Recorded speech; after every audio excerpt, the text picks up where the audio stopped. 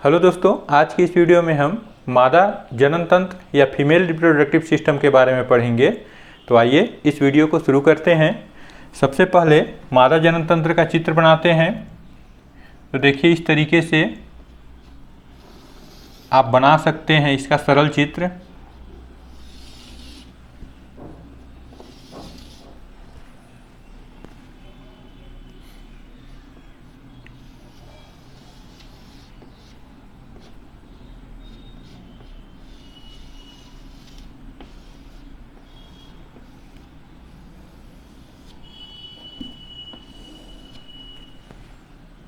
इस हिस्से में भी इसी तरीके का गर्भाशय की दीवार को बनाते जाइए।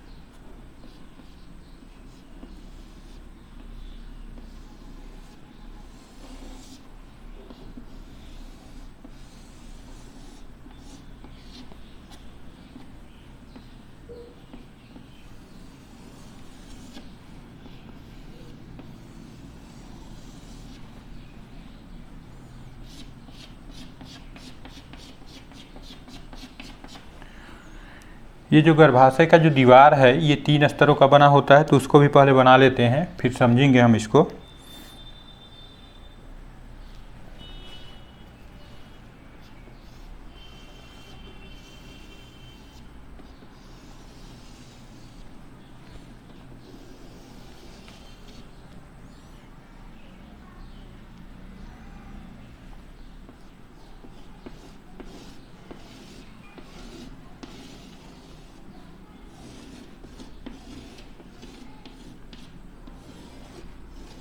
ये इसका मध्यपेशीय स्तर होगा।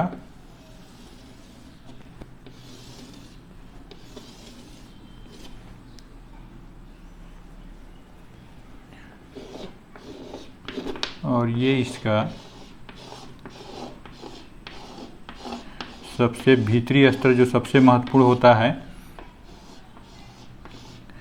क्योंकि यहीं पर आकर के भ्रूण जो होता है उसका इम्प्लांटेशन या रोपण होता है।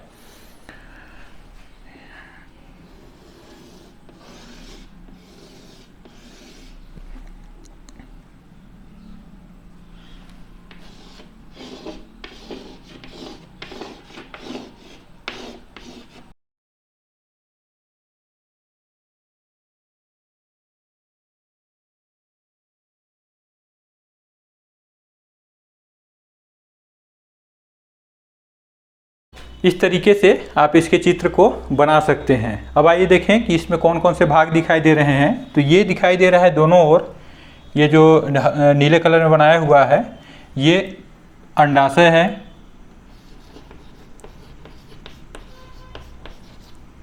या इसको ओवरी भी कह सकते हैं। इसी तरीके से इसके बाद ये जो भाग दिखाई दे रहा है यहाँ से यहाँ तक दोनों ओर, ये भी एक एक संख्या में, ये अंडवाहिनी या फैलोपियन ट्यूब या जिसको हम लोग ओविडक्ट भी कह सकते हैं।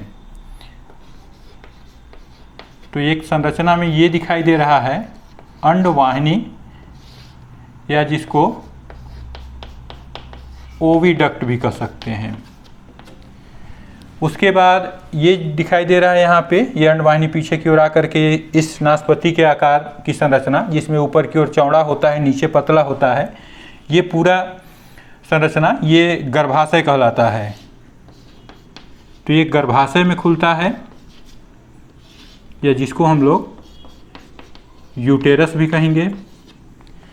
और उसके बाद गर्भाशय पीछे की ओर ये जो संरचना दिखाई दे रहा है योनि या वेजाइना में खुलेगा।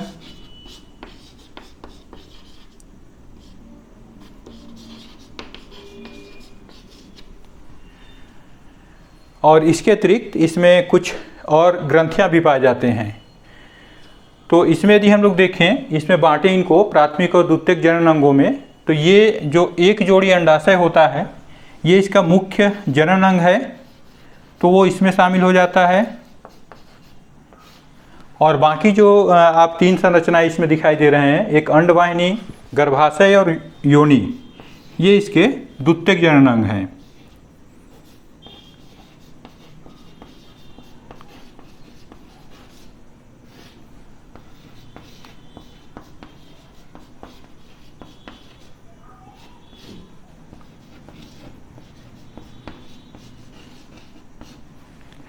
और द्वितीयक जनन अंग में कुछ ग्रंथियां भी शामिल होते हैं, उनको भी यहाँ पे लिख देते हैं।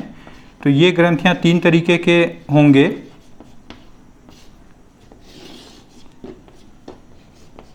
एक आता है बर्सोलिन ग्रंथि, दूसरा आएगा पेराइटल ग्रंथि, और तीसरा होगा रेक्टल ग्रंथि। तो आप इसको देख करके समझ सकते हैं कि प्राथमिक जनन अंग कौन सा है और द्वितीयक जनन अंग कौन सा होगा। अब इसके बाद आइए कुछ भागों को थोड़ा और समझ लेते हैं, उसके बाद सभी भागों के कार्य विस्तार पूर्वक समझेंगे। तो सबसे पहले इसको देखते हैं। ये जो अंडवाहिनी या ओविडक्ट है ये तीन भागों से मिलकर बनता है। यहाँ पर का ये जो भाग दिखाई दे रहा है ये कहलाता है कीप, या हम इसको इनफंडिबुलम भी कह सकते हैं। दूसरा भाग ये यहाँ पर ये कहलाएगा तुम्बिका या एम्पुला, और तीसरा भाग इसका अंडवाहिनी का ये कहलाता है संकीर्ण पथ, या जिसको हम इस्थमस कहते हैं।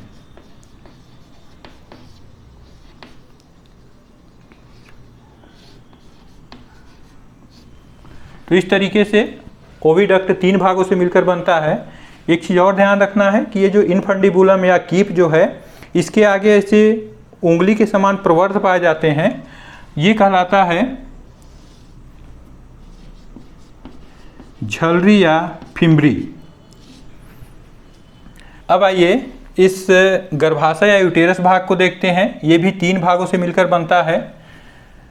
ये जो ऊपर की ओर दिखाई दे रहा है ये भाग कहलाता है इसका फंडस, या जिसको हम लोग बुधन कहते हैं। तो मैं यहाँ पे फंडस ही लिख देता हूँ। इसी तरीके से ये बीच का भाग गर्भाशय गुहा या बॉडी, और तीसरा भाग ये जो यहाँ से यहाँ तक इसका जो गर्भाशय का भाग है ये कहलाता है ग्रीवा, या जिसको सर्विक्स कहते हैं। तो ये हो गया इसका ग्रीवा। और इसी ग्रीवा में भी एक इसी के जैसे एक गुहा पाया जाता है जिसको बोलते हैं ग्रीवा नाल, सर्विकल कैनाल। और ये दो छिद्र के द्वारा एक ऊपर की ओर गुहा में खुलता है जो कि इंटरनल छिद्र, आंतरिक छिद्र, या जिसको हम लोग इंटरनल ओयस, और जो एक ग्रीवा नाल जो होगा ये वेजाइनल कैनाल में खुलेगा, वो एक छिद्र होता है, तो वो कहलाता है एक्सटर्नल ओयस, या जिसको हम लोग बाह्य छिद्र कहेंगे। अब इसमें ये जो गर्भाशय है इसका दीवार तीन स्तरों का बना होता है। सबसे बाहर का जो स्तर होगा ये कहलाता है परिगर्भाशय,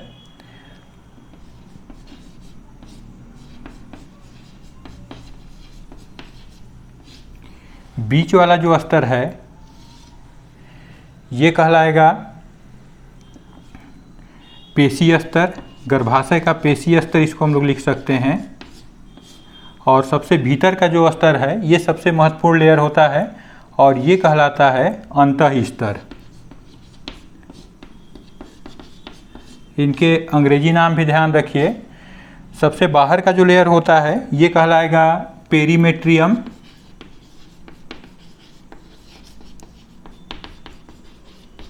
इसी तरीके से बीच का जो लेयर है ये कहलाता है मायोमेट्रियम। और सबसे भीतरी स्तर जो सबसे महत्वपूर्ण है ये कहलाएगा इंडोमेट्रियम।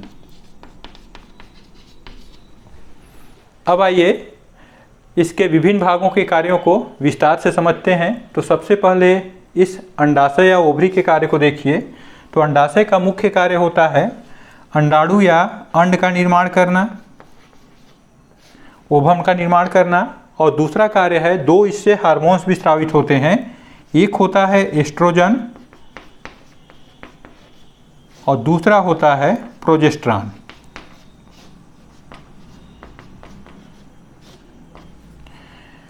अंडाणु इसके भीतर पुट्टिकाओं में या फॉलिकल में बनता है और जब परिपक्व हो जाता है तो इस दीवार को तोड़ करके अंडाणु उस फॉलिकल से बाहर आ जाता है। इस क्रिया को हम लोग अंडोत्सर्ग या ओव्यूलेशन कहते हैं। मान लीजिए इसके द्वारा ये अंडाणु ऐसे बाहर आ गया। बाहर आने के बाद ये इस अंडवाहिनी से होकर आगे गुजरेगा। तो इस अंडवाहिनी के जो ये कीप है, इस कीप के आगे की जो संरचना झलरी बताया, जो इस तरीके का उंगली नुमा प्रवर्त होगा, ये जब अंडाणु यहाँ से रिलीज होता है तो इसके भीतर यदि इसको आप इस संरचना को ऐसे देखेंगे तो इसके भीतर इस तरीके का एक छिद्र होता है। और जब अंडाणु इससे रिलीज होता है तो ये जो झलरी होगा उस अंडाणु को अपनी ओर ऐसे आकर्षित करता है और उसके द्वारा ये अंडाणु इस छिद्र से होते हुए इस इनफंडिबुलम या कीप वाले भाग में चला जाता है। इस अंडवाहिनी के संपूर्ण दीवार पर भीतर की ओर छोटे छोटे रोम पाए जाते हैं, क्योंकि अंडाणु तो अचल होता है, इसमें चलने के लिए जैसे शुक्राणु की तरफ पूंछ नहीं होता, तो ये जो रोम होते हैं वो इसको आगे की ओर धीरे धीरे बढ़ाते जाते हैं। अंडाणु आगे बढ़ता हुआ जब यहाँ पहुँचता है एम्पुला वाले भाग में, तो यदि इस अंडाणु से इधर से आया हुआ यदि शुक्राणु, मान लीजिए शुक्राणु इधर से जब प्रवेश करता है तो ये भी इस गर्भाशय गुहा से होते हुए इस अंडवाहिनी में जाएगा और यहाँ जाने के बाद ये इसके साथ इसको अंडाणु को फर्टिलाइज करता है। तो यहाँ पे निषेचन की क्रिया संपन्न होता है। इसको ध्यान रखना है आपको कि निषेचन की क्रिया इस जो मादा जनन तंत्र में इस भाग में अंडवाहिनी वाले भाग में होता है। इनके दोनों नाम आपको याद ही रहेंगे, ओविडक्ट या फिर हो सकता है उसको फेलोपियन ट्यूब के नाम से भी पूछा जाए। यहाँ पे जब निषेचन की क्रिया हो गया तो जो युग्मनज या जाइगोट बना, ये जाइगोट ऐसे आगे बढ़ते हुए लगभग 5-6 दिन के आसपास ये इस गर्भाशय की जो अंतः स्तर है या गर्भाशय का जो एंडोमेट्रियम स्तर होता है, इस स्तर में कहीं पर भी जा कर के रोपण या फिक्स हो जाता है, जो कि इम्प्लांटेशन कहलाता है। तो मान लीजिए इस भाग में यहाँ पर ये आकर के ऐसे फिक्स हो गया और ये भ्रूण अब जब तक कि वह शिशु का रूप न ले ले, परिपक्व न हो जाए, जन्म न हो जाए, तब तक ये इसी स्थान पर विकसित होते जाता है। जब ये भ्रूण शिशु के रूप में परिपक्व हो जाता है तब ये इस भाग से, ये जो ग्रीवा या सर्विक्स दिखाई दे रहा है और इसका जो ग्रीवा नाल या सर्विकल कैनाल है, इस कैनाल से होते हुए इस वेजाइना वाले या वेजाइनल कैनाल जिसको बोलेंगे, इसमें से होते हुए बाहर उसका जन्म या बर्थ होता है।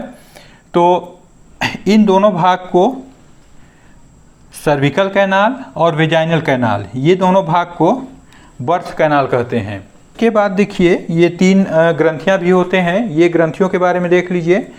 ये फर्स्ट ग्रंथि जो बर्थोलिन ग्रंथि होता है, ये इस वेजाइना के जो वाल होगा या उसकी दीवार में स्थित होते हैं, दोनों ओर एक की संख्या में। और इसका कार्य सेम जैसे आप यदि नर जनन तंत्र में देखे होंगे तो उसमें जो काउपर्स ग्लैंड है, जो यूरेथ्रा के मार्ग के अम्लीय प्रभाव को समाप्त करके क्षारीय बना देता है, वही क्रिया ये जो बर्थोलिन ग्रंथि का स्राव है वो करता है। ये जो वेजाइना है, इसकी जो कैविटी है, ये कैविटी हल्का सा अम्लीय होता है, उसको ये क्षारीय बना देता है, ताकि जब इसमें स्पर्म या शुक्राणु आए तो वह लंबे समय तक सर्वाइव कर सके। अब आगे देखिए दूसरा, ये जो पेराइटल और रेक्टल ग्लैंड होते हैं ये इस वेजाइनल वाल और जो मलाशय होता है उसके बीच में स्थित होते हैं, और इनका कार्य होता है मुख्य रूप से विशिष्ट प्रकार के गंध का स्राव करना।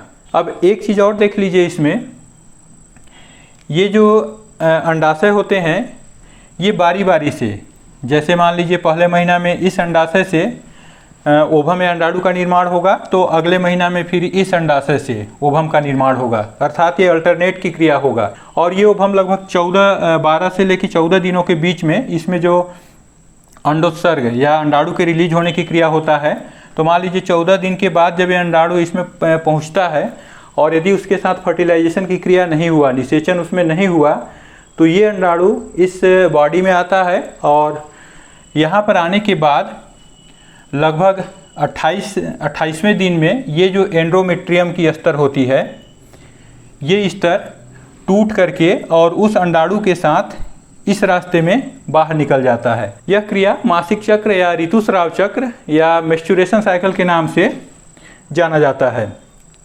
और यही क्रिया फिर अगले महीना में इसमें इस अंडाणु के साथ भी वही क्रिया होगा।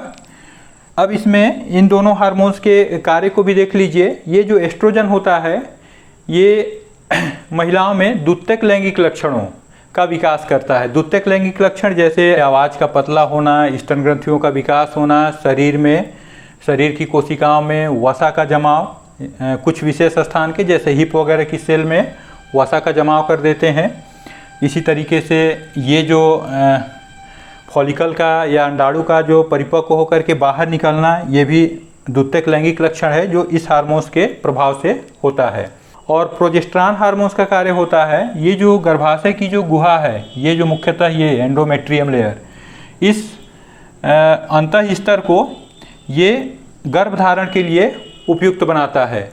मान लीजिए यदि इसका स्राव यहाँ पे 14वें दिन के आसपास में ना हो और ये जो वाल है, ये वाल इस फर्टिलाइज एग को लेने के लिए परिपक्व ना हो, तैयार ना हो, तो उस समय फिर गर्भपात होने की पूरी संभावना हो जाती है। तो दोस्तों इस तरीके से आप इस मादा जनन तंत्र को समझ गए होंगे। यदि यह वीडियो अच्छा लगा तो इसे लाइक करें, चैनल को सब्सक्राइब करें और दोस्तों के साथ शेयर करें।